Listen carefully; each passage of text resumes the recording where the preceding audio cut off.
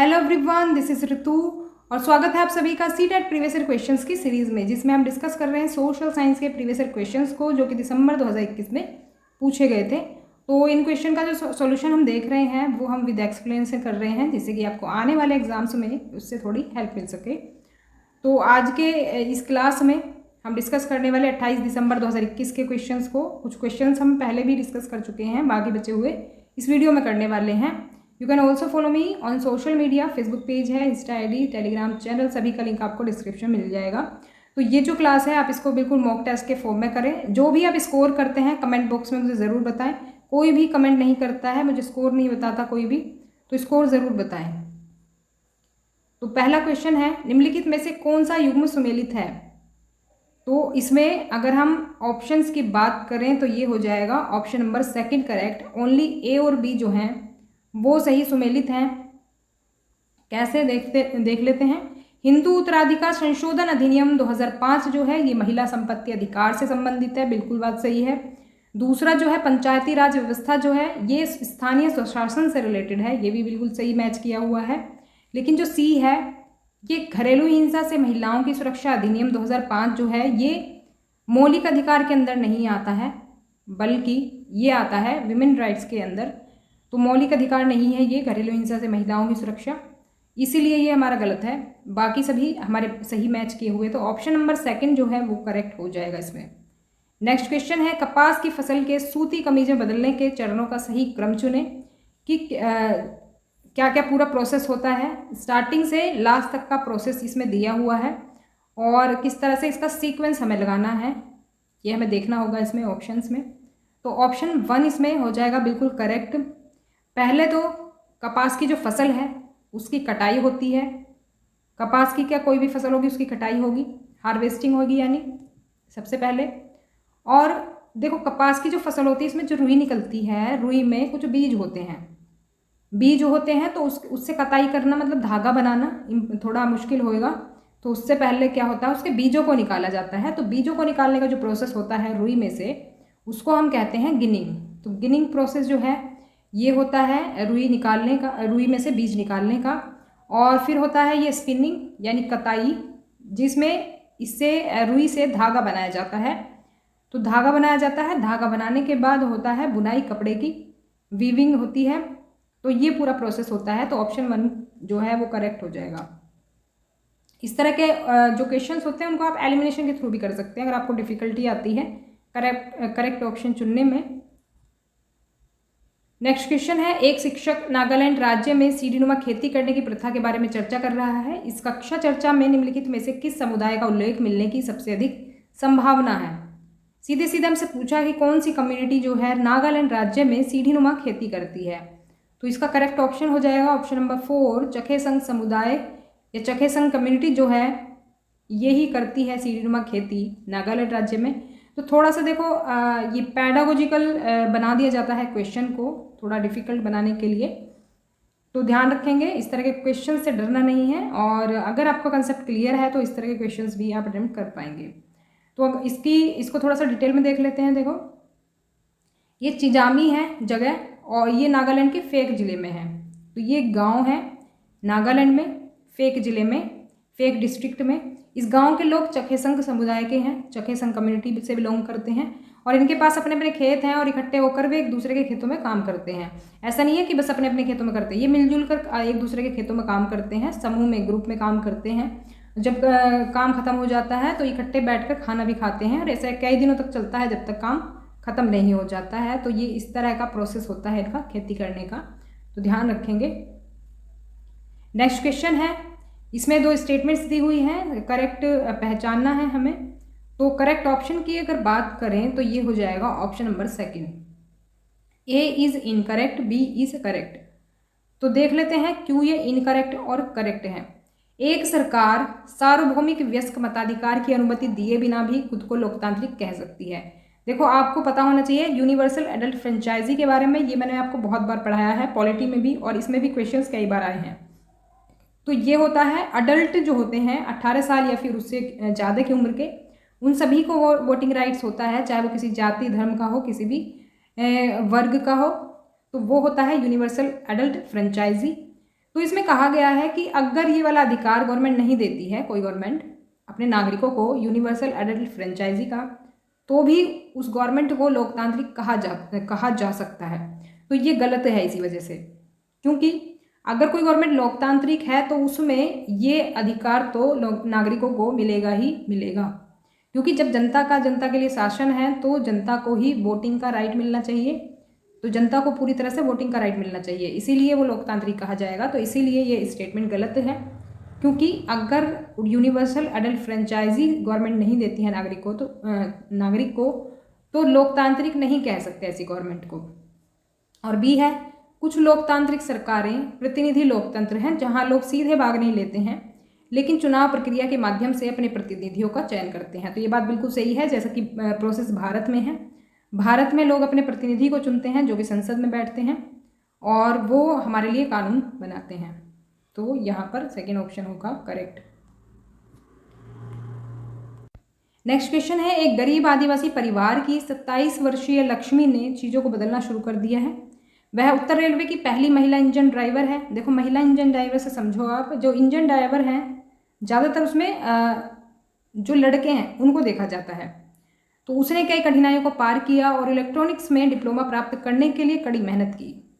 उसने पॉलीटेक्निक में मोटरसाइकिल की सवारी की और इंजन ड्राइवर बनने का फैसला किया। तो वो निश्चित रूप से क्या कर रही है, उसने इतना सब जो किया है उसका वो क्या करने की कोशिश कर रही है, ये हमसे पूछा है। ऑप्शन की बात करें तो ये हो जाएगा ऑप्शन नंबर 1, ब्रेकिंग स्टीरियोटाइप्स। तो वो एक तरह से स्टीरियोटाइप्स को तोड़ रही है, रूढ़िबद्ध धारणाएं जो बनी हुई हैं कि लड़कियां जो हैं ये काम नहीं कर सकती, इंजन ड्राइवर लड़कियां नहीं बन सकती, या फिर लड़कियां इलेक्ट्रॉनिक्स में पढ़ाई नहीं कर सकती, लड़कियां पॉलीटेक्निक नहीं कर सकती। तो वो एक तरह से क्या कर रही है, वो स्टीरियोटाइप्स को तोड़ रही है, जो रूढ़िबद्ध धारणाएं बनी हुई हैं पहले से लड़कियों के लिए, तो उसको तोड़ने का वो काम कर रही है। तो पहला ऑप्शन इसमें करेक्ट हो जाएगा। नेक्स्ट क्वेश्चन है, यदि एक राज्य की सरकार दूसरे राज्यों से लोगों के प्रवास की अनुमति नहीं देने का निर्णय लेती है तो किस मौलिक अधिकार का उल्लंघन होता है। तो मान लो कि एक गवर्नमेंट जो है, मतलब एक राज्य है, एक स्टेट है, मान लो कि जैसे मुंबई है, मुंबई तो शहर है, महाराष्ट्र है, महाराष्ट्र, तो महाराष्ट्र में बहुत से लोग हैं जो कि रोजगार की तलाश में जाते हैं, क्योंकि वहाँ पर मुंबई शहर है जो कि काफ़ी पॉपुलर है। तो वहाँ पर क्या है, अलग अलग स्टेट से लोग जाते हैं, जैसे बिहार हो गया, उत्तर प्रदेश हो गया, मध्य प्रदेश हो गया, तो कई कई स्टेट से वहाँ पर लोग जाते हैं काम ढूंढने के लिए महाराष्ट्र में। तो अगर वहाँ की गवर्नमेंट दूसरे लोगों को अपने स्टेट में आने की परमिशन नहीं देती है, दूसरे राज्य के लोगों को अपने राज्य में आने की परमिशन नहीं देती है, तो कौन से मौलिक अधिकार का हनन होता है, ये पूछा गया है। तो इसका जो करेक्ट ऑप्शन हो जाएगा वो होगा ऑप्शन नंबर 2, स्वतंत्रता का अधिकार, राइट टू फ्रीडम। देखो, राइट टू फ्रीडम क्या कहता है, राइट टू फ्रीडम कहता है कि यहाँ पर देखो स्वतंत्रता जो है कई तरह की मिली हुई है। तो यहाँ पर अगर आप देखें, इस अधिकार के अंतर्गत अभिव्यक्ति और भाषण की स्वतंत्रता मिली है, सभा संगठन बनाने की स्वतंत्रता है, आप सभा बना सकते हैं, संगठन अपना कोई बना सकते हैं, देश के किसी भी भाग में आने जाने और रहने तथा कोई भी व्यवसाय, पेशा या कारोबार करने का अधिकार शामिल है। तो ये जो हमारी नीचे वाली लाइन है ये हमारी इससे जुड़ी हुई है, इस वाले क्वेश्चन से, कि आप कहीं भी किसी भी स्टेट में व्यवसाय कर सकते हैं, कोई कारोबार कर सकते हैं, या फिर आ जा सकते हैं। जैसे कि टूरिस्ट जाते हैं ना, आप दूसरे राज्य में कोई अच्छी चीज़ है देखने लायक, तो वहाँ पर आप जाते हैं उसको देखने के लिए। तो किसी भी स्टेट में आने जाने की परमिशन मिली हुई है सभी को। अगर कोई स्टेट ऐसी परमिशन नहीं देता है कि अपने स्टेट में आ जाए, कोई बस जाए यहाँ पर आकर के, तो ये स्वतंत्रता के अधिकार का हनन होगा।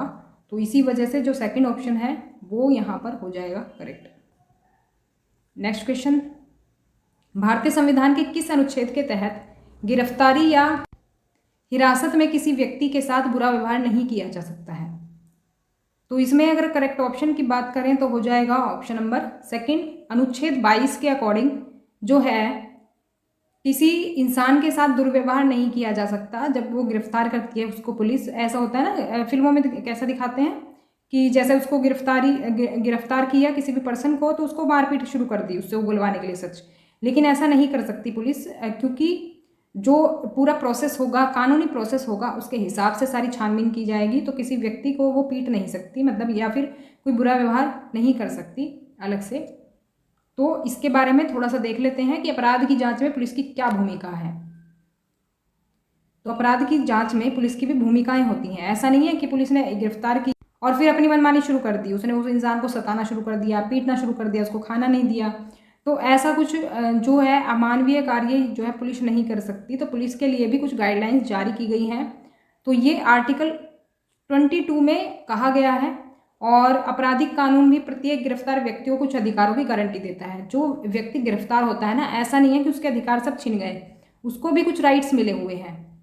कौन कौन से राइट्स मिले हुए हैं ये देख लीजिए, क्योंकि आगे आपसे इन और बाकी के पॉइंट्स में से पूछा जा सकता है। जैसे कि जिस अपराध के लिए व्यक्ति को गिरफ्तार किया जा रहा है, उस अपराध की गिरफ्तारी के समय सूचना पाने का उसको अधिकार है। मतलब उसको किसी भी पर्सन को अगर गिरफ्तार किया जा रहा है तो उसको बताना पड़ेगा पुलिस को कि आपको क्यों गिरफ्तार किया जा रहा है, आपका क्राइम क्या है। गिरफ्तारी के 24 घंटे के भीतर मजिस्ट्रेट के समक्ष पेश होने का अधिकार।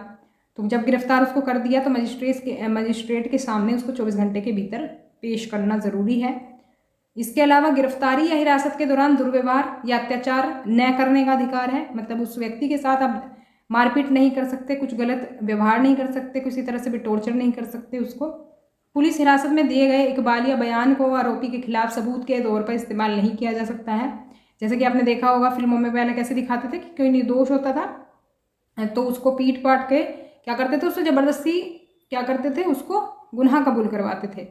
तो ऐसी सिचुएशन ना आए उसके लिए ये कानून बनाया हुआ है कि पुलिस हिरासत में अगर कोई बयान देता है, मान लो पुलिस वाले ने रिकॉर्ड कर लिया, उसने उस वक्त बयान दिया, मारपीट के दबाव में भाई उसने दे दिया बयान, तो उसको सबूत के तौर पर पेश नहीं किया जाएगा, उसको सबूत नहीं माना जाएगा। इसके अलावा 15 साल से कम उम्र के लड़के और महिलाओं को सिर्फ पूछताछ के लिए थाने नहीं बुलाया जा सकता। तो जिनकी उम्र 15 से कम है उनको पूछताछ के लिए थाने में नहीं बुलाया जाएगा। अगर पूछताछ करनी भी है तो पुलिस घर पर ही पूछताछ करने के लिए आएगी। तो ये कुछ राइट्स हैं गिरफ्तार जो व्यक्ति है उसको मिले हुए हैं, ये सबको पता होने चाहिए। नेक्स्ट क्वेश्चन है, भारत में न्यायपालिका के पास संसद द्वारा पारित विशेष कानूनों को अमान्य करने की शक्ति है। इस शक्ति को क्या कहा जाता है? देखो, संसद ने अगर कोई कानून पारित किया है तो न्यायपालिका के पास ये पावर होती है कि उस कानून को वो क्या कर सकती है, अमान्य कर सकती है। मतलब उस कानून को ख़त्म कर सकती है, इनवैलिडेट कर सकती है। तो ये शक्ति को एक नाम दिया गया है, वो आपको बताना है कि क्या नाम है उसका। इसका अगर हम करेक्ट ऑप्शन देखें तो हो जाएगा option number second. Option second है जुडिशियल रिव्यू या फिर न्यायिक समीक्षा। न्यायिक समीक्षा इसको कहा जाता है कि अगर संसद ने कोई कानून पारित किया है वो सही नहीं है तो न्यायपालिका उसको खारिज कर सकती है, उसको कानून को अमान्य इनवैलिडेट कर सकती है।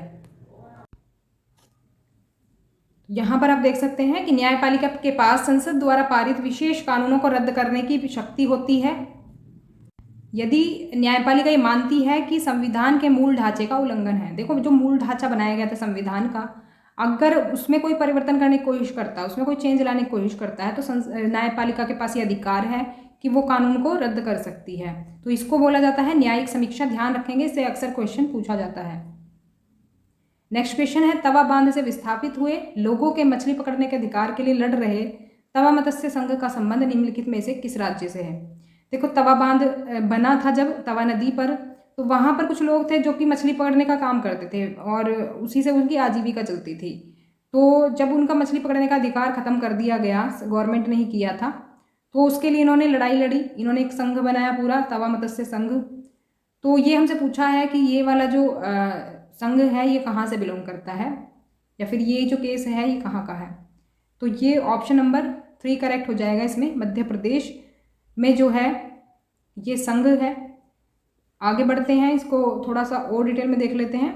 तो ये जो तवा मत्स्य संघ है, एक तरह से हम कहेंगे मछुआरों की सहकारी समितियों का एक महासंघ है। ये एक बहुत बड़ा संघ है मछुआरों का ही। तो मध्य प्रदेश में सतपुड़ा वन के विस्थापित वनवासियों के लिए अधिकारों के लिए लड़ने वाला संगठन है ये। तो सतपुड़ा वन में ही एक नदी बहती थी, तवा नदी। तो तवा नदी पर बांध बनाया गया, तो वहाँ के जो आसपास के लोग थे उनको वहाँ से हटना पड़ा और उनका जो मछली पकड़ने का अधिकार था वो भी गवर्नमेंट ने किसी और को दे दिया। तो तब इन्होंने ये अपना संघर्ष जारी रखा था इसके लिए, और फिर इनको वापस मछली पकड़ने का अधिकार मिल भी गया था। तो होशंगाबाद में नर्मदा में शामिल होने से पहले छिंदवाड़ा जिले की महादेव पहाड़ियों में फैली नदी बैतूल से होकर बहती है। तो ये तवा नदी की बात कर रहे हैं।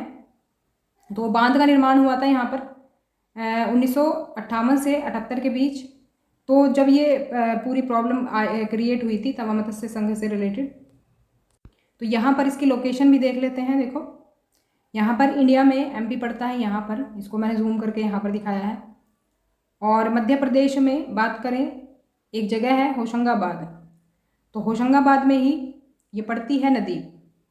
ये है तवा नदी, जो आप ये छोटी सी जगह देख रहे हैं यहाँ पर, ये यहाँ पर ये है तवा नदी। और यहीं पर ये बना था बांध, तो जिसकी वजह से ये पूरा डिस्प्यूट हुआ था। बांध जब बना था तो लोग जो मछली पकड़ते थे उनका अधिकार किसी और को दे दिया था।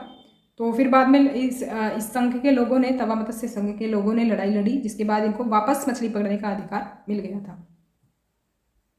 नेक्स्ट क्वेश्चन है, स्कूलों में बच्चों को पका हुआ दोपहर का भोजन उपलब्ध कराने के लिए मध्याह्न भोजन योजना शुरू करने वाला पहला राज्य कौन सा था? तो सबसे पहले बेसिकली पूछा गया था मिड डे मील स्कीम किस राज्य ने शुरू करी थी? तो ये शुरू करी थी तमिलनाडु राज्य ने। ऑप्शन नंबर सेकंड इसमें सही हो जाएगा। 2001 में इन्होंने शुरुआत करी थी। फिर उसी टाइम पर क्या हुआ था, मतलब उसके कुछ टाइम बाद सुप्रीम कोर्ट ने सभी राज्यों को इस योजना को शुरू करने का आदेश दे दिया था, क्योंकि योजना सही लगी। उस हिसाब से सभी राज्यों को फिर ये आदेश दे दिया कि आप भी अपने अपने राज्यों में मिड डे मील स्कीम शुरू करें। तो अब इस स्कीम का नाम है पीएम पोषण योजना। तो ध्यान रखेंगे इस बात को। मिड डे मील के बारे में डिटेल में हम पिछली क्लासेस में डिस्कस कर चुके हैं, तो सीक्वेंस से अगर आप क्लास देख रहे हैं तो आपने वो पढ़ा भी होगा। तो ये थी हमारी आज की क्लास। वीडियो आपको कैसी लगी मुझे ज़रूर बताएं, कितना आपने स्कोर किया ये भी बताएं। और if you have any query then please ask me in comment section. Video पसंद आई हो तो लाइक कर दें, शेयर कर दें और सब्सक्राइब कर लें भी चैनल को, जिससे कि आपको सभी नोटिफिकेशन मिलते रहें, अपडेट्स मिलती रहें। मिलते हैं नेक्स्ट क्लास में, तब तक के लिए stay connected and keep watching study more knowledge. Thanks for watching.